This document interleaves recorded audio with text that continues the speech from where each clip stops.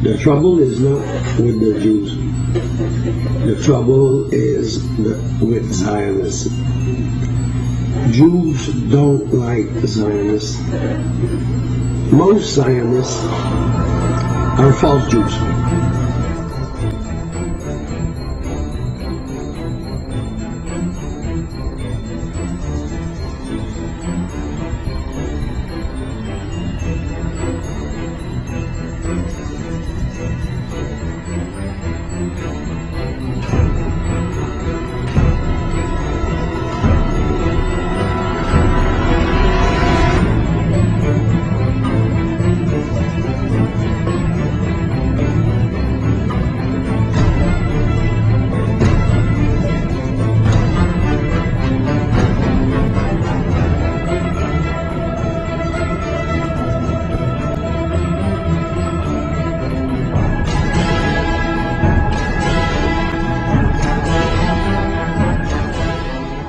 Unfortunately, something new has developed in the world in the last 100 years, a new movement and ideology, and that is called Zionism.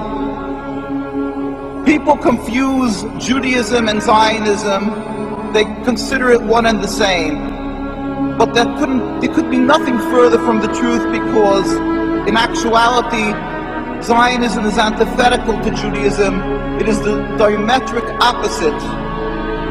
Judaism is a religion, a spirituality, to serve God, to be subservient to God, practiced by Jewish people for thousands of years, to emulate God. As in Hebrew we say, Mahu rachum af ata tehei rachum. Just as God is compassionate, you must be compassionate.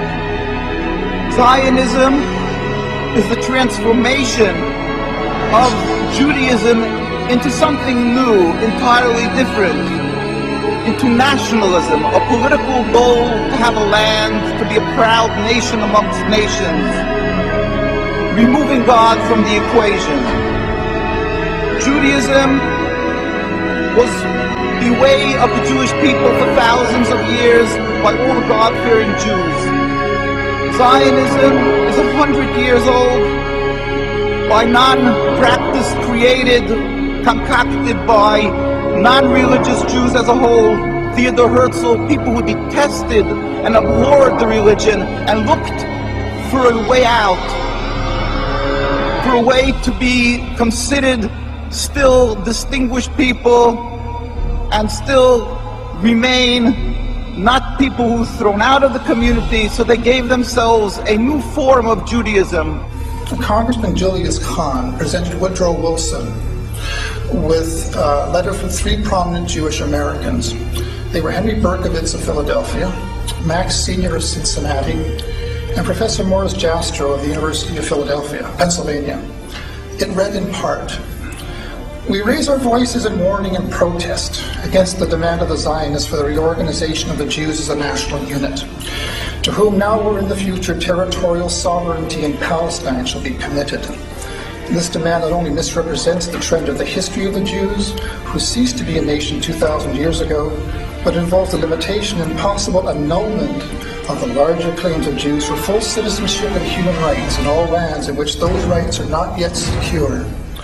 We ask that Palestine be constituted as a free and independent state, to be governed under a democratic form of government recognizing no distinctions of creed, race, or ethnic descent, and with adequate power to protect the country against oppression of any kind. We do not wish to see Palestine either now or at any time in the future organized as a Jewish state." The Torah is very clear in that when there was a decree of exile for the Jewish people 2,000 years ago, we were expressly told by God that we are forbidden to try to recreate our own establishment, our own entity. We are forbidden to have a state. Even in an uninhabited land, we must accept that our being expelled from the land of Palestine and the destruction of the temple was not because of our physical lacking, but only because of our spiritual lacking, that we were not on enough of a high level of spirituality. The books of the prophets are open, anybody can see and read that. And we yearn and pray as a Jewish people for the day when ultimately God will end this exile that we have been sent into by He Himself, without any human intervention, when all humanity will recognize the one God. There will be a metaphysical change in the world, as it states across from the United Nations in the conclave wall called the Isaiah Wall, that the day will come when they will beat the swords into plowshares. One nation will not pick up a sword against another nation. That is what we as a Jewish people must yearn and pray for. And until that day comes, we must be loyal citizens, exemplary people throughout the world to serve God, be subservient, and be kind-hearted, good people as God requires.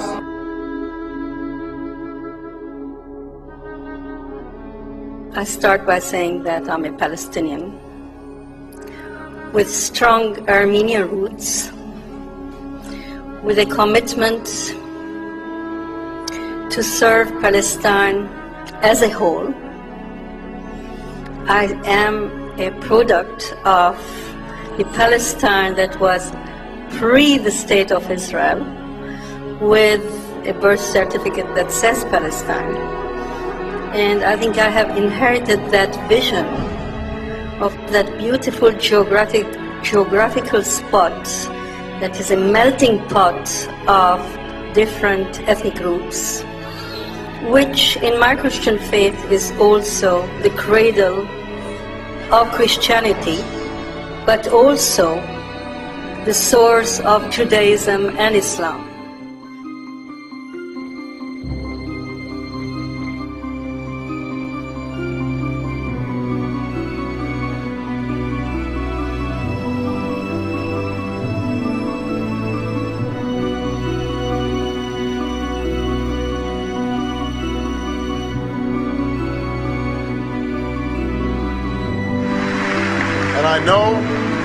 And I know that when I visit AIPAC, I'm among friends, good friends.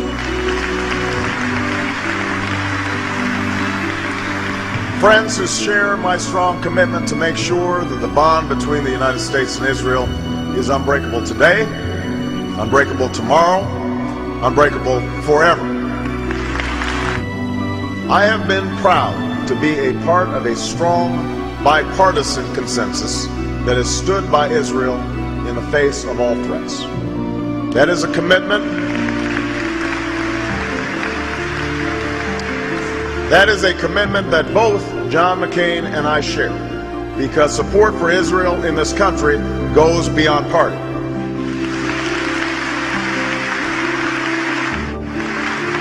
Our alliance is based on shared interests and shared values. Those who threaten Israel threaten us. Israel has always faced these threats on the front lines, and I will bring to the White House an unshakable commitment to Israel's security. We know that the establishment of Israel was just and necessary, rooted in centuries of struggle and decades of patient work. But 60 years later, we know that we cannot relent, we cannot yield, and as president, I will never compromise when it comes to Israel's security.